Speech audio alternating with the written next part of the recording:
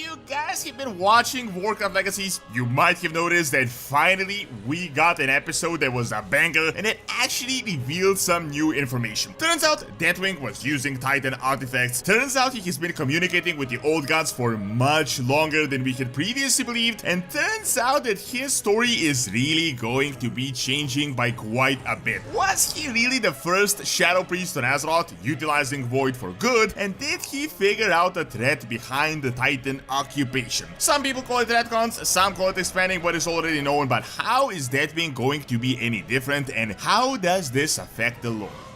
With the Dragonflight pre-patch out and the expansion coming out any day now, there is a really cool tool that can come in really handy, and that is the sponsor of this video, WarcraftDB.com. Essentially, it is a web-based dungeon journal that is completely up to date with the Dragonflight pre-patch. You can look at all the dungeons, raids, check out the overviews, abilities, and drops all right through your browser at the click of a button. So make sure to use my link in the description below and check out Warcraft Database. Okay, so before we get into the video, I suggest you guys watch the Warcraft Legacy video before you continue with this one, as really, the one with Deathwing is actually the first one that gave us some new type of information. The first two were mainly really catching up on the lore and explaining what was already known in the past for the most part. Really, even this one is not even that new, as this has been known in the Dragonflight beta. Well, at least the way the story worked, how Deathwing had betrayed the Dractyr, although we didn't really know anything about the old god corruption and how he utilize this energy. What is really interesting, I mean, everyone knows Deathwing was corrupted by the old gods, but this supposedly happened about 20,000 years ago. We have known that Deathwing had gone mad around 10,000 years ago when the Sundering happened, but this pretty much retcons, or like half retcons, however you want to define the word retcon, old lore, meaning that he has been using void magics for nearly 10 millennia. And keep in mind, 10 millennia is a really long time. While this might seem like a small bit of information, I think this is actually huge when you combine it with the Uldaman books, the Dragonflight artbook, and the beta hints.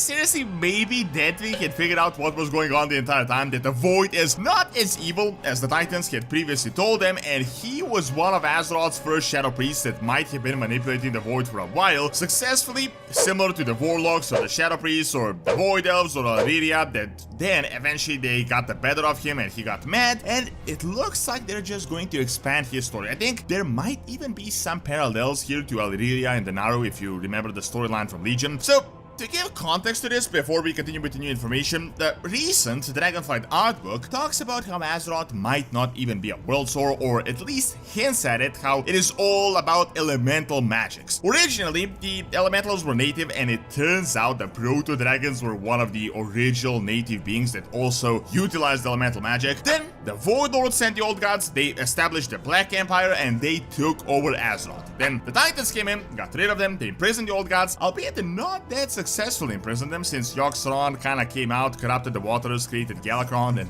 that sort of stuff. So, in turn, they decided to create a facility that is going to pump Arcane into Azeroth to possibly turn it into a Titan. They also utilized this water to corrupt dragon eggs, and these dragons would, as the Titan's keepers say, align with the Titan philosophy. So we got the dragon aspects and the dragons that all of you currently know of. So what it looks like at this point is that the Titan keepers weren't really so benevolent, and maybe that gift to the aspects wasn't really a gift, and maybe they didn't even have that much of a choice. However, primal dragons still remained, they were still around, and they battled each other. While dragon aspects were incredibly powerful, they weren't really that much stronger than the proto ones. Just how the dragons had their own aspects, so did the Primalists, and one of the most important one was Raszageth. This is the proto-dragons that you saw in that legacy short that attacked the Dractyr. So, long story short, this war was dragons fighting dragons, and they each knew how to counter each other, so this was quite a mess. So Neltharion decided to create a Dractyr by combining mortal races with the aspects in order to build more versatile warriors. Now,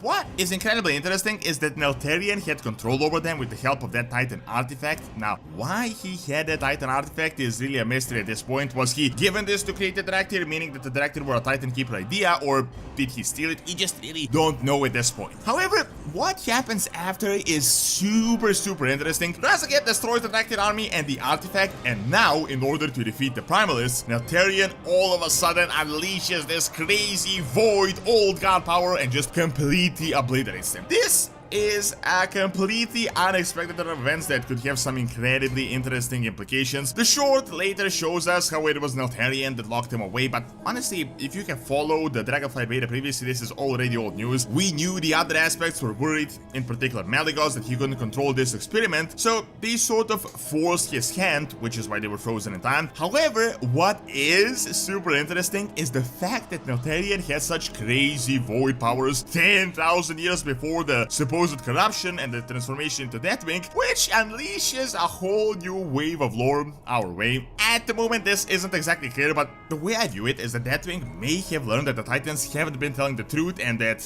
literally the entire thing was a scam. It's the same story as Sundering and the Jailer. He probably figured out what was really going on behind the scenes, the actual truth, and that is why the burden was so heavy on his mind, because he knew this was so much more than he could personally deal with, which is why he did probably turn insane later down the line. Now, my opinion is that much like how Valyria had discovered the Void, so did Neltharion, and he may have realized that it also isn't all black and white and that its forces could also be used for good. The chaos can be channeled. However, at the same time, he probably knew that his brethren are pretty much brainwashed and they would never accept this, so he purposefully hid this for many years. When you think about it, it's really nothing that crazy. It's pretty much exactly what you do as a warlock or a shadow priest to manipulate the energy without having it consume you. Now, at the same time, the Titan Keepers would literally destroy him had they known that he was using this energy, as these guys defeated the old gods, imprisoned them, and they pretty much just deleted them out of history, as we had learned from the Uldaman documents. In fact, as I said, this is similar to how when the Naru figured out Valyria was getting curious about the Void, they had literally just imprisoned her and wanted to get rid of her. Now,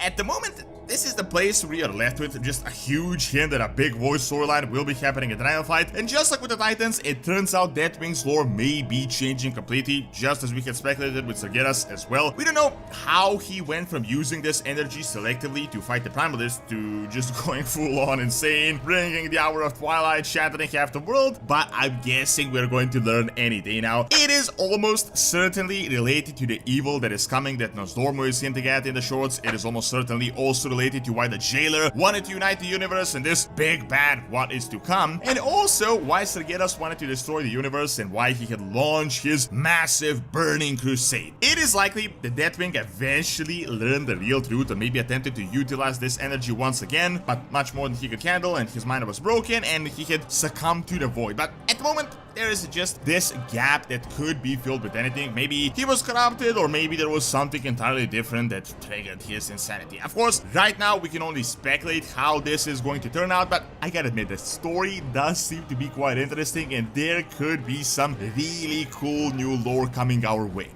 Thank you for watching. Check out my Azeroth Isn't the Titan by clicking on the screen, and check out Doronsmovies Academy for videos of real-world history. See you next time.